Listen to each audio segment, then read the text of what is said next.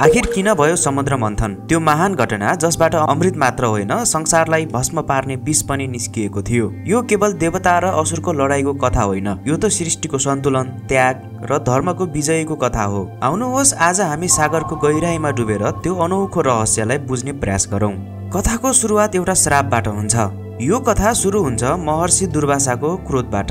एक दिन भगवान विष्णुबाट पाएको दिव्य माला महर्षि दुर्वासाले देवराज इन्द्रलाई उपहार दिनुभयो।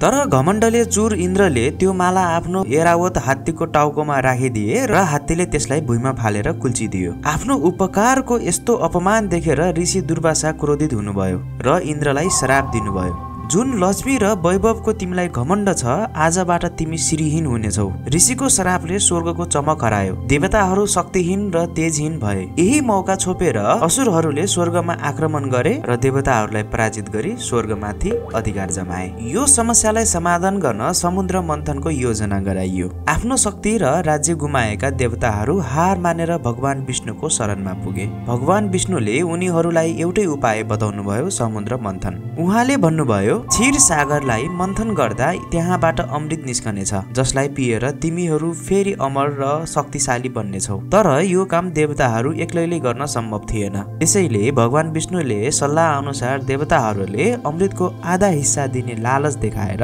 असुरहरूलाई पनि यो महान कार्यमा सामेल गराउनु भयो। त्यसपछि समुद्र मन्थनको कार्य सुरु हुन थाल्यो। मन्दराचल पर्वतलाई दण्ड र नागराज वासुकीलाई डोरी बनाइयो। तर जब पर्वत समुद्र मन्थनमा डुब्न थाल्यो तब स्वयं भगवान विष्णुले कछुवाको कुर्म अवतार लिएर पर्वतलाई आफ्नो पीठमा धारण गर्नुभयो र मन्थनलाई स्थिर बनाउनु भयो। जब देवता र असुरले मिलेर समुद्र मन्थन सुरु गरे, सबैले अमृतको आशा गरेका थिए। तर समुद्रबाट सबैभन्दा पहिले निस्कियो हलाहाल विष।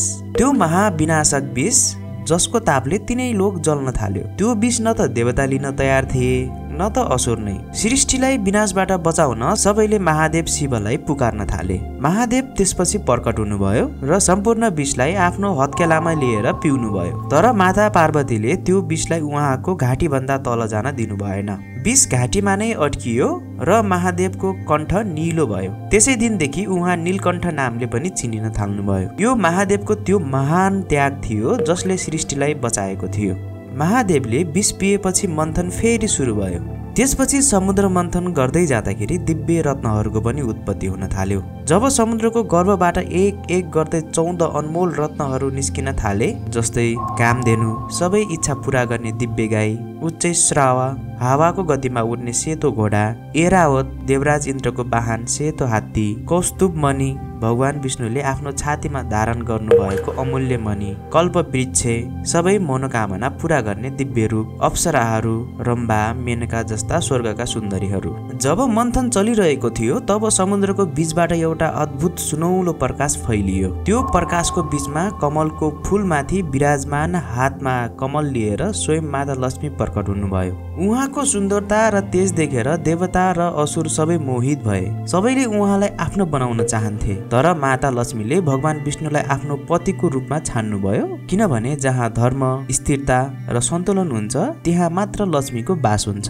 यो केवल विवाह थिएन, यो धर्म र समृद्धिको मिलन थियो। अन्तिममा समुद्रबाट हातमा अमृतको कलश लिएर स्वयं भगवान धन्वन्तरी प्रकट हुनुभयो, जो आयुर्वेदका देवता मानिन्छन्। अमृत देख्ने बित्तिकै देवता र असुर बीच खोसाखोस सुरु हुन थाल्यो। असुरहरूले छल गरेर अमृतको कलश लगे। देवताहरूलाई त्यसपछि निराश देखेर भगवान विष्णुले एक अत्यन्तै सुन्दर नारीको रूप धारण गर्नुभयो। मोहिनीको सुन्दरता देखेर असुरहरू मोहित भए र अमृत बाँड्ने जिम्मा उनलाई नै दिए। मोहिनीले चलाखीपूर्वक देवताहरूको पंक्तिमा अमृत र असुरहरूको पंक्तिमा साधारण मदिरा बाँड्न थालिन्। तर सोभार्नु नामक एक चतुर असुरले यो छल बुझ्यो र देवताहरूको भेष बदलेर अमृतको एक थोपा पियो।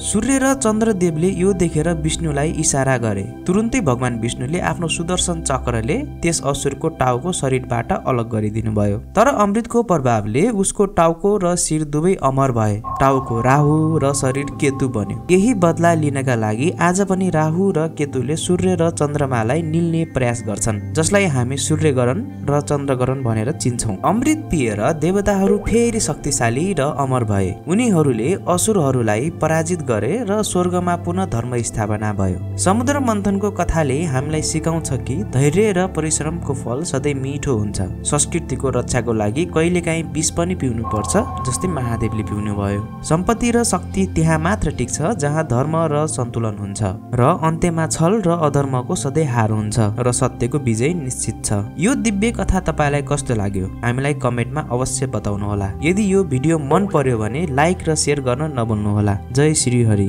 यदि हजुरहरूलाई यस्तै धर्म ग्रन्थका कथाहरू मन पर्छ भने हाम्रो यस च्यानललाई सब्स्क्राइब गरी यो भिडियोलाई त्यस्तो मान्छेसम्म पुर्याउनुहोला जो आज पनि यी कुराहरूबाट अनभिज्ञ छ।